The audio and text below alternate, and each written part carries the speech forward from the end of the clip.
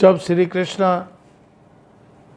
कष्ट देते हैं तो भक्त उसे कभी भी गंभीरता से नहीं लेता।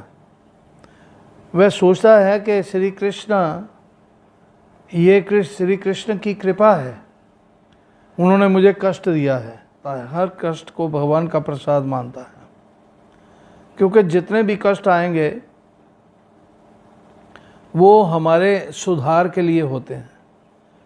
हमारे अंदर जो कमियां होती हैं उनको दूर करने के लिए कृष्ण उस सिचुएशन से गुजारते हैं जिससे हम पक्के हो जाएं और वो कमियां हमारी दूर हो जाएं।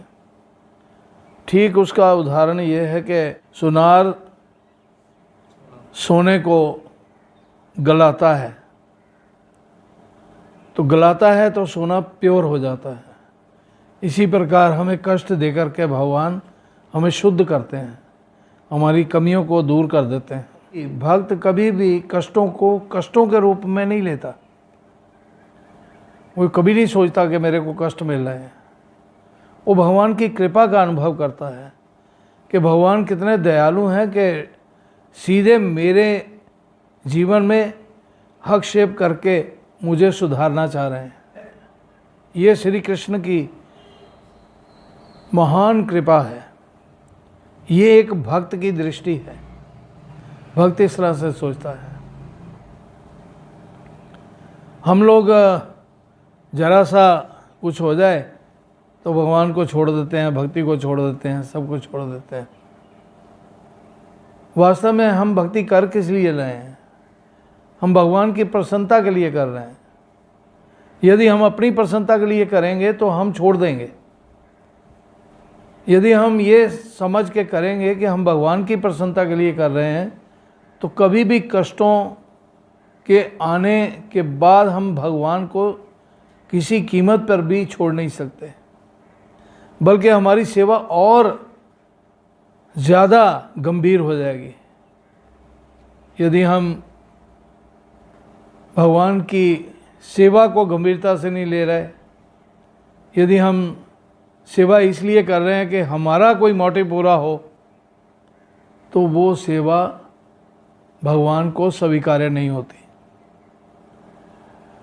भगवान का भक्त एक उस पुत्र के समान होता है जो पुत्र अपने पिता की दयालुता को अच्छी तरह जानता है। यदि पिता थप्पड़ मार दे तो एक सदपुत्र कभी भी उसका विरोध नहीं करता, क्योंकि उसको पता है कि मेरी गलती की वजह से मेरे को पिता ने मारा है, और वो पिता की दयालुता का अनुभव करता है। वो जानता है कि मेरी भलाई इसी में है जो मेरे पिता ने मुझे दंड दिया है। इसी प्रकार श्री कृष्ण जब कष्ट देते हैं तो एक भक्त कभी भी उद्विग्न नहीं होता, डिस्टर्ब नहीं होता। वो भगवान के लिए उसके हृदय में भगवान के लिए भक्ति और प्रगाढ़ हो जाती है, प्रेम और प्रगाढ़ हो जाता है कि प्रभु आपने मेरे को इस योग्य समझा, आपने मुझे अपना समझा, इसलिए आपने मेरे को कष्ट दिया है। जिसको भगवान अपना नहीं समझते उसको कष्ट भी नहीं देते। वो कहते करता रहो जो करना है। तो भगवान अति दयालु हैं। एक छोटी सी कथा है कि एक राजा बैठा हुआ सब्जी काट रहा था और उसकी उंगली कट गई। चाकू की धार बहुत तेज थी, उंगली कट के गिर गई। तो पास में प्रधानमंत्री बैठा था, उसने कहा कि भगवान जो करते हैं अच्छा ही करते हैं। अब उसको बहुत गुस्सा आया। उसने सैनिकों को ऑर्डर दिया कि इसको अरेस्ट कर लो। उसको अरेस्ट करके काल कोठरी में डाल दिया।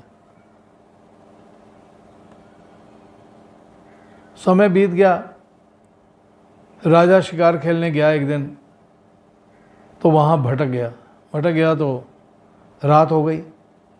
अब उसको ना भूखा प्यासा, ना इधर कोई रास्ता मिल रहा है, ना कुछ मिल रहा है। तो कुछ जंगली लोग थे, वो राजे को पकड़ के ले गए। उनको बलि के लिए एक आदमी चाहिए था, तो वो बलि के लिए उसको राजा को पकड़ के ले गए। वहाँ जब ले जा कर के उन्होंने अपने राजा के सामने पेश किया, तो राजा ने कहा ठीक है, इसको तैयार करो। तो उन्होंने खूब उसको नहलाया धुलाया, नए कपड़े पहनाए और अच्छे अच्छे भोजन उसके सामने रखे कि खाओ। वो राजा बेचारा क्या खाएगा, उसको पता है मैं फंस गया हूँ, मौत मेरे सर पे खड़ी है। और जब उन्होंने बलि देते वक्त राजा के सारे अंग चेक किए तो देखा कि उंगली कटी हुई है। उन्होंने कहा ये तो बलि नहीं हो सकती इसकी, ये तो अशुद्ध है, इसके पूरे अंग ही नहीं हैं। तो उसको छोड़ दिया। तब राजा को एहसास हुआ कि प्रधानमंत्री ने जो कहा था वो सही कहा था। उन्होंने कहा था भगवान जो करते हैं अच्छा ही करते हैं। आज अगर मेरी उंगली ना कटी होती तो मेरे को तो ये मार डालते। और राजा ने आकर के उसको जेल से निकाला तो उसने फिर यही कहा कि भगवान जो करते हैं अच्छा ही करते हैं। राजा कहता है भगवान ने क्या अच्छा किया, तुमको जेल में डाल दिया। वो कह रहा राजा अगर मैं जेल में नहीं होता तो मैं शिकार में तुम्हारे साथ होता, तुम तो बच जाते और मेरे को वो मार डालते। तो भगवान ने मेरा बचाव पहले ही कर दिया। इसलिए एक भक्त हमेशा भगवान की कृपा का अनुभव करता है, किसी भी सूरत में, किसी भी हालत में। हमें पता नहीं होता कि हमारी इसमें भलाई है, लेकिन भगवान को पता है कि हमारी इसमें भलाई है। हरे कृष्णा। श्रील प्रभुपाद की जय।